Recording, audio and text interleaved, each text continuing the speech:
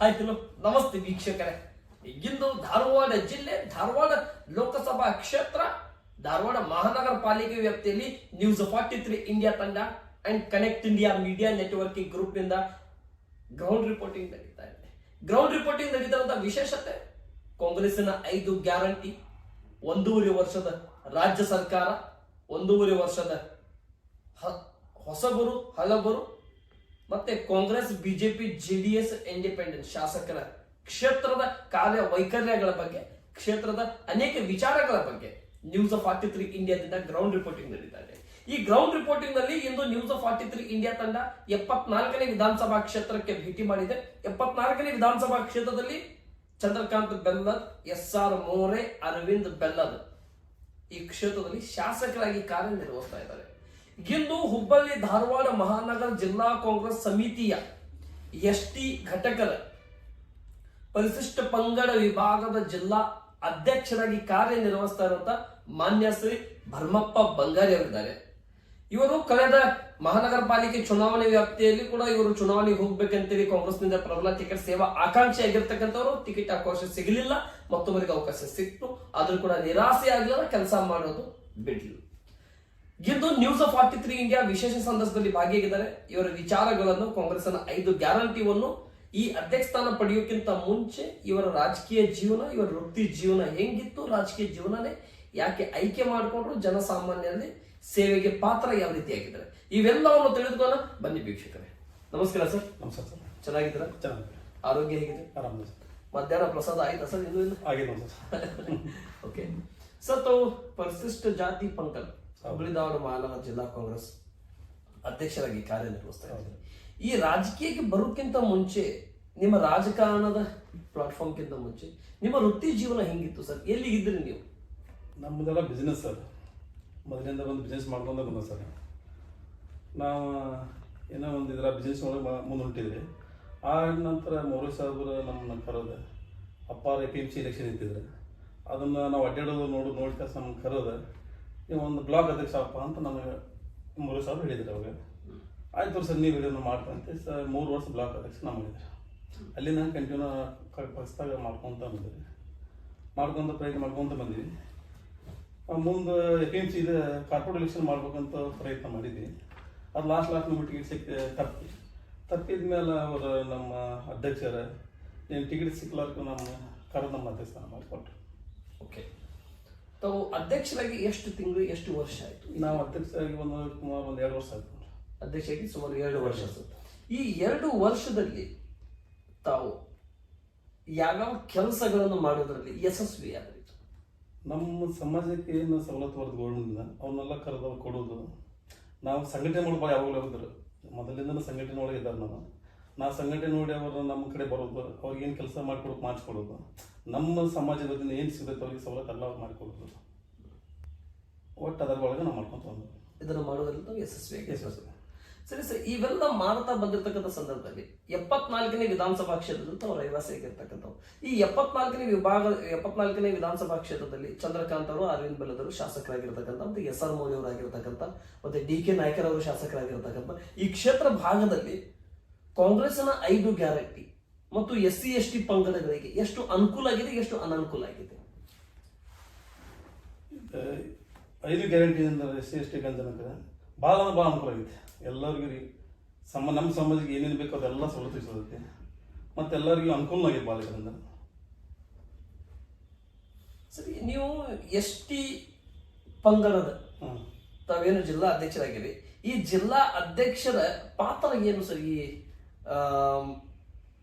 ಹುಬ್ಬಳ್ಳಿ ಧಾರವಾಡ ಮಹಾನಗರ ಜಿಲ್ಲಾ ಕಾಂಗ್ರೆಸ್ನಲ್ಲಿ?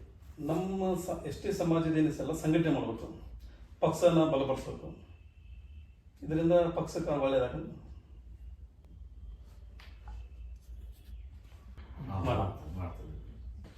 ಸರಿ, ಈ ST ಪಂಗಡದ ಏನ್ ತಾವು ಅಧ್ಯಕ್ಷರಾಗಿದ್ದೀರಿ, ಈ ಅಧ್ಯಕ್ಷರ ಹುಬ್ಬಳ್ಳಿ ಧಾರವಾಡ ಮಹಾನಗರ ಕಾಂಗ್ರೆಸ್ ಇದರ ಪಾತ್ರ ಏನು ಸರ್ ಈ ಕ್ಷೇತ್ರದಲ್ಲಿ? ST ಸಮಾಜದ ಸಮಾಜ ಏನಿರ್ತದೆ ಅದನ್ನೆಲ್ಲ ಒಗ್ಗೂಡಿಸಿ ಹೊಂದಾಣಿಕೆ ಮಾಡ್ಕೊಂಡು ಪಕ್ಷ ಬೆಳೆಸ್ಬೇಕು. ಸಣ್ಣ ಪುಟ್ಟ ಜಾತಿ ಇರ್ತಾವೆ ST ಒಳಗೆ, ಅವರೆಲ್ಲ ಕರ್ಕೊಂಡ್ಬಂದು ಅವ್ರು ಸಂಘಟನೆ ಮಾಡಕ್ಕೆ ಹಚ್ಚಿ ಅವ್ರಿಗೊಂದೇನು ಸ್ಥಾನಮಾನ ಕೊಟ್ಟು ಸಂಘಟನೆ ಮಾಡಿ ಮುಂದೆ ಹೋಗ್ಬೇಕು. ಪಕ್ಷ ಬೆಳೆಸ್ಬೇಕು. ಪಕ್ಷ ಬೆಳೆಸಬೇಕು. ಸರಿ, ಈ 2 ವರ್ಷದಲ್ಲಿ ಯಾವ್ಯಾವ ಕೆಲಸಗಳನ್ನು, ಯಾವ್ಯಾವ ಕಾರ್ಯಕ್ರಮಗಳನ್ನು ST ಆಗಿರ್ಲಿ, SC ಆಗಿರ್ಲಿ, ಅಥವಾ OBC ಆಗಿರ್ಲಿ, ಮೈನಾರಿಟಿ ಆಗಿರ್ಲಿ, ಅಥವಾ 2A ಆಗಿರ್ಲಿ, 2B ಆಗಿರ್ಲಿ, ಇವು ಕೆಟಗರಿ ವ್ಯಾಪ್ತಿಯಲ್ಲಿ ಬರುವಂತ ಕೆಲಸ ಕಾರ್ಯಗಳನ್ನು, ಯಾವ್ಯಾವ ಕೆಲಸಗಳನ್ನು ಮಾಡೋದ್ರಲ್ಲಿ ತಾವು ಯಶಸ್ವಿ ಆಗಿರಿ? ಕಾರ್ಯಕ್ರಮಗಳನ್ನು ಯಾವ್ಯಾವ ಕಾರ್ಯಕ್ರಮಗಳನ್ನು ಮಾಡ್ತಾ ಬಂದ್ರಿ?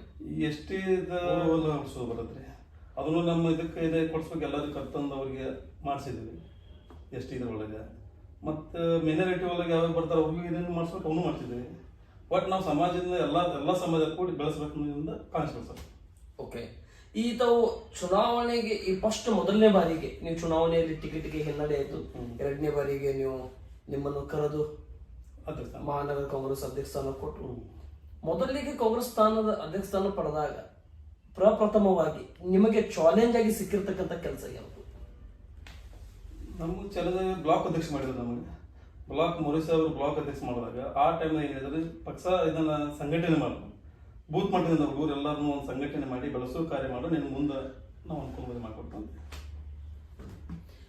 ಈ 74 ವಿಧಾನಸಭಾ ಕ್ಷೇತ್ರದಲ್ಲಿ 2008ರಿಂದ 2023ವರೆಗೆ ಈ ಭಾಗದಲ್ಲಿ ಕಾಂಗ್ರೆಸ್ಗೆ ಗೆಲುವು ಯಾಕೆ ಆಗ್ತಾ ಇಲ್ಲ? 2008 ಪಕ್ಷ ಡಿಲಿಮಿಟೇಷನ್ ಆದಾಗಿಂದ ಮಾತಾಡ್ತಾರೆ. ಈ ಮೊರೇಶ್ ಸಾಹೇಬ್ರು ಇದ್ದಾಗ ಇರ್ತಾರೆ, ಬರ್ತಿದ್ದಾರೆ. ಮೊರೇಶ್ ಸಾಹೇಬ್ರ ಎಲ್ಲದ ಟೈಮ್ನಾಗ ಅವ್ರ ನಿಂತ ಟೈಮ್ನಾಗ ಇಸ್ಮಾಯಿಲ್ ಅವ್ರು ನಿಂತಾರೆ 2008 ಅವ್ರು JDS ಇಂದ ನಿಂತಾರೆ, ಇವರು ಕಾಂಗ್ರೆಸ್ ಇಂದ ನಿಂತಾರೆ. ಆ ಟೈಮ್ದಾಗ ಹಿಂದೂ ಮುಸ್ಲಿಂ ಅಂತ ಮಾಡಿ ಅವ್ರ ಕಡೆ ಹೆಚ್ಚಿಗೆ ವೋಟ್ ಮಾಡಿದ್ರು, ಯಾರ ಕಡೆ ಇಸ್ಮಾಯಿಲ್ ಕಡೆ ಆದ. ನಮ್ಮ ಮೊರೇಶ್ ಸಾಹೇಬ್ರಿಗೆ ಸ್ವಲ್ಪ ವೋಟ್ ಕಡಿಮೆ ಆದ್ರು, ಅದರಿಂದ 10,000 ಅಷ್ಟ ಇವ್ರು ಬಂದ್ರು. ಆ ಟೈಮ್ನಾಗ ಚಂದ್ರಕಾಂತ್ ಅರವಿಂದ್ ಬೆಲ್ಲದ ಚಂದ್ರಕಾಂತ್ ಬೆಲ್ಲದ ಅಂತ ಬಂದ್ರು ಅವಾಗ. ಆ ಟೈಮ್ಗಾಗಿ ಮತ್ತೆ ಅವರು ಇಸ್ಮಾಯಿಲ್ ಇವ್ರಿಗೆ ಮೊರೇಶ್ ಸಾಹೇಬ್ರಿಗೆ ಸ್ವಲ್ಪ ಇದಾಗ್ತದೆ. ಯಾಕಂತಂದ್ರೆ ಇಸ್ಮಾಯಿಲ್ ಅವ್ರ ನಿಂತಿದ್ದಕ್ಕೆ ಆತ ಮೈನಾರಿಟಿ ಓಟ್ ಅವ್ರು ಹೋಗಿದ್ದಕ್ಕೆ ಅವ್ರಿಗೆ ಇಲ್ಲಿ ಆತದ.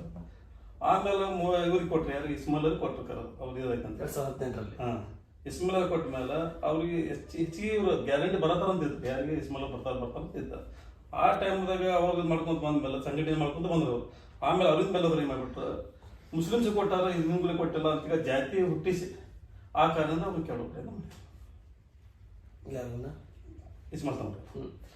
ಮತ್ತೆ ಹೊಸಬರನ್ನ ಕೊಟ್ರದ ದೀಪಕ್ ಚಿಂಚೋಳಿ ಅವ್ರನ್ನ ಈ ಕ್ಷೇತ್ರದಲ್ಲಿ ಆಮೇಲೆ 23ರಲ್ಲಿ ದೀಪಕ್ ಚುಂಚೋಳಿ ಕೊಟ್ರ. ಆಮೇಲೆ ಇಸ್ಮಾಯಿಲ್ ಕೊಟ್ರು. ಆಮೇಲೆ ದೀಪಕ್ ಚುಂಚೋಳಿ ಕೊಟ್ಟ ಮೇಲೆ ಅವ್ರು ನೋಡ್ರಿ ಹಂಗ ಬೆಳೆಸ್ಕೊಂತ ಬಂದ್ಮೇಲೆ ಜಾತಿ ಅವ್ರಿಗೂ ಸಣ್ಣ ಜಾತಿ ಅವ್ರಿಗೆ ಕೊಟ್ರು, ಬೇರೆ ಕೊಟ್ರೆ ಹಾಕಿತ್ತಲ್ಲ ಅಂತೇಳಿ ಅವ್ರು ಒಂದು ಜಾತಿನ ಬಿಟ್ಟಿಸ್ಕೊಂಡು ಮತ್ತೆ ಹಣಬಲದಿಂದ ಹೆಚ್ಚಿಗೆ ಹಣಬಲದಿಂದ ಅವರಿಂದ ಇವ್ರನ್ನ ಸೋಲಿಸಿದ್ರು. ಹಣಬಲ ತೋಲ್ಬಲ.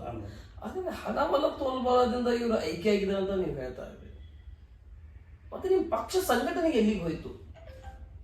ಅಲ್ಲ, ಪಕ್ಷ ಸಂಘಟನೆ ಮಾಡ್ಕೊಂಡು ಬಂದು ಲಾಸ್ಟ್ ಮೀಟಿಂಗ್ ಬರ್ತಾರೆ ಒಂದಿದ ಮೇಲೆ ಅವ್ರು ಹಣಬಲ ಮಾಡ್ತಾರೆ. ಒಂದ್ ರಾತ್ರಿ ಒಳಗೆ ಹಣದಿಂದ ಇದು ಮಾಡಿ ಅವರ ಸರಿ ಈ ಕಾಂಗ್ರೆಸ್ನ 5 ಗ್ಯಾರಂಟಿ ಈ 23 ಚುನಾವಣೆಯಲ್ಲಿ ಯಾಕೆ ಸಕ್ಸಸ್ ಆಗಲಿಲ್ಲ ಸರ್? ಅಲ್ಲ, ಗ್ಯಾರಂಟಿ ಮೊದಲ ಕೊಡ್ತಾರ ಡೌನ್ ಐತಲ್ಲ ಹಿಂಗೆ ಆಕೈತಲ್ಲ ಅವ್ರಿಗೆ. ಇವ್ರು ಹೇಳ್ಯಾರ ಗ್ಯಾರಂಟಿ ಹೆಂಗ್ ಕೊಡ್ತಾರೆ ಅವರು ಅಂತ ಆ ಇದರಿಂದ ಜನರಿಗೆ ಸ್ವಲ್ಪ ಅನುಮಾನ ಆಗ್ಬಾರ್ದು. ಮತ್ತೆ ಕರ್ನಾಟಕ ರಾಜ್ಯದಲ್ಲಿ 135 ಸ್ಥಾನ ಗೆಲ್ಲಲಾದಂತ ಸ್ಥಾನದಲ್ಲಿ ಗೆದ್ದರು. ರಾಮುಲು ಅವರು ಸೋಲೋದಿಲ್ಲ ಅಂತ ಹೇಳ್ತಿದ್ರು, ಯಾರು ಬಿ ನಾಗೇಂದ್ರ ಅವರು ಇವರಿಗೆ ಹೋಗ್ತಾರೆ ಅಂತ ಹಂತದಲ್ಲಿ ರಾಮುಲು ಅವರು ಸೋಲರು. ಮುರುಗೇಶ್ ನಿರಾಣಿ ಬೆಳಗಿ ಕ್ಷೇತ್ರದಿಂದ GT ಪಾಟೀಲ್ ಅವರು ಬರೋದಿಲ್ಲ. GT ಪಾಟೀಲ್ ಅವರು ಲಾಸ್ಟ್ ಟೈಮ್ ಶಾಸಕರಿದ್ದಾಗ ಅವ್ರಿಗೆ ಏನು ಮಾಡಿಲ್ಲ. ಮುರುಗೇಶ್ ನಿರಾಣಿ ಅವರು ಈ ಬಾರಿನೂ ಕೂಡ ಅವರೇ ಆಯ್ಕೆ ಆಗ್ತಾರೆ ಅಂತ ಹೇಳಿದ್ರು. ಅಂಥದ್ರಲ್ಲಿ ಕೂಡ ಇದನ್ನಾಯ್ತು. ಎಂತಂಥವ್ರ ಕ್ಷೇತ್ರದಲ್ಲಿ ಭಾರತೀಯ ಜನತಾ ಪಕ್ಷ ಸೋತಿದೆ, ಕಾಂಗ್ರೆಸ್ ಬಂದಿದೆ. ಸಾಮಾನ್ಯ ಕಾರ್ಯಕರ್ತರ ಮುಂದುಗಡೆ ಕಾಂಗ್ರೆಸ್ ಪಕ್ಷ ಬಂದಿದೆ. ಆದ್ರೆ ಇಲ್ಲಿ ಈ ಪಕ್ಷಕ್ಕೆ ನಿಮ್ಮ ಅಭ್ಯರ್ಥಿಗೆ 1 ಟೈಮ್ 2 ಟೈಮ್ 2 ಟೈಮ್ 3 ಟೈಮ್ ಆದ್ರೆ ಒಂದು ಮಾತು ಬೇರೆ. ಸತತವಾಗಿ 3-4 ಬಾರಿ ಸೋಲ್ತಾ ಬಂದಿದೆ. ನಿಮ್ಮ ಸಂಘಟನೆ ಕೊರತೆ ಇರ್ಬೋದಾ ಈ ಕ್ಷೇತ್ರದಲ್ಲಿ? ಸರ್, ಈ ಪಕ್ಷದ ಒಳಗಡೆ ಅಭ್ಯರ್ಥಿಗಳು ಚೇಂಜ್ ಆಗೋದ್ರ ಸಂಬಂಧ ಮೊದಲ ಮೂರೇ ಸಾಹೇಬ್ರು ಇದ್ರು. ಮೂರೇ ಸಾಹೇಬ್ರು ಫಾಲೋವರ್ಸ್ ಇದ್ರು, ಎಲ್ಲ ಸಂಘಟನೆ ಮಾಡಿದ್ರು, ಎಲ್ಲ ಮಾಡಿದ್ರು, ಅವ್ರು ಮಾಡ್ತಾ ಇದ್ರು.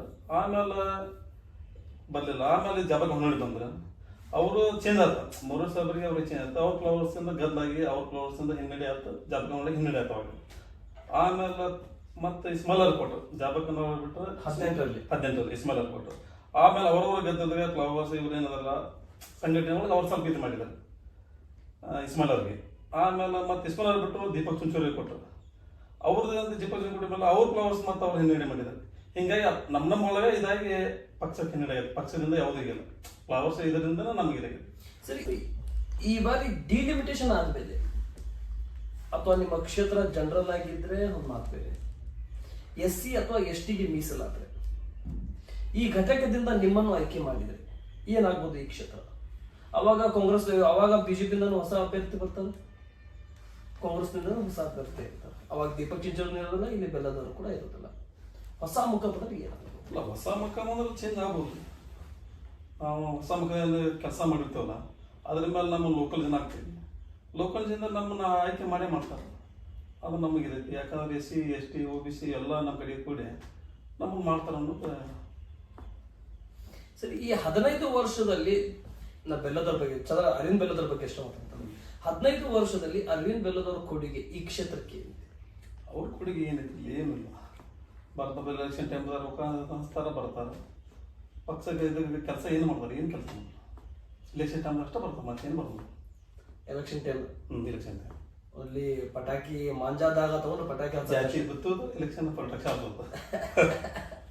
ಸರಿ, ಈ ರಾಜ್ಯ ರಾಜಕಾರಣ, ಕೇಂದ್ರ ಸರ್ಕಾರ ಮತ್ತು ಕೇಂದ್ರ ಸರ್ಕಾರದಿಂದ ರಾಜ್ಯ ಸರ್ಕಾರ, ಸಿದ್ದರಾಮಯ್ಯ ಅವರ ಆಡಳಿತಕ್ಕೂ ಯಡಿಯೂರಪ್ಪನವರ ಆಡಳಿತಕ್ಕೂ ಮತ್ತೆ ಬಸವರಾಜ ಬೊಮ್ಮಾಯಿ ಅವರ ಆಡಳಿತಕ್ಕೂ ಹೋಲಿಕೆ ಮಾಡಿದ್ರೆ, ನೀವು ಜಾತ್ಯತೀತವಾಗಿ ನೋಡಕ್ ಹೋದ್ರೆ SC ST ಪಂಗಡಗಳಿಗೆ ವಿಶೇಷವಾಗಿ ಯಾವ ಅನುದಾನ ತರೋದ್ರಲ್ಲಿ ಯಾವ ಸರ್ಕಾರ ಯಶಸ್ವಿ, ಯಾವ ಮುಖ್ಯಮಂತ್ರಿ ಯಶಸ್ವಿ ಆಗಿದ್ದಾರೆ? ಸಿದ್ದರಾಮಯ್ಯ ಸರ್ಕಾರ ನಮಗೆ ಯಶಸ್ವಿ ಆಗೈತೆ. ನಮ್ಮ SC ST ಗೆ ಏನು ಕೊಡ್ಬೇಕು ಎಲ್ಲ ಕೊಡ್ತಾರೆ. ಒಂದು ಮನೆ ಕಟ್ಟಕ್ಕೆ 5 ಲಕ್ಷ ರೂಪಾಯಿ ಇದನ್ನು ಕೊಡ್ತಾರೆ. ಅವ್ರು ಕೊಡ್ತಾರೆ 2 ಲಕ್ಷ ಕೊಡ್ತಾರೆ. ನಮ್ಮ SC ST ಗೆ ಅಂತಂದ್ರೆ SC ST 5 ಲಕ್ಷ ಕೊಡ್ತಾರೆ. ಈಗ ಒಂದು ಮನೆ ಕಟ್ಟಬೇಕಂದ್ರೆ 5 ಲಕ್ಷ ಕೊಡ್ತಾರೆ. ಅವ್ರು ಕೊಡ್ತಾರೆ 2 ಲಕ್ಷ.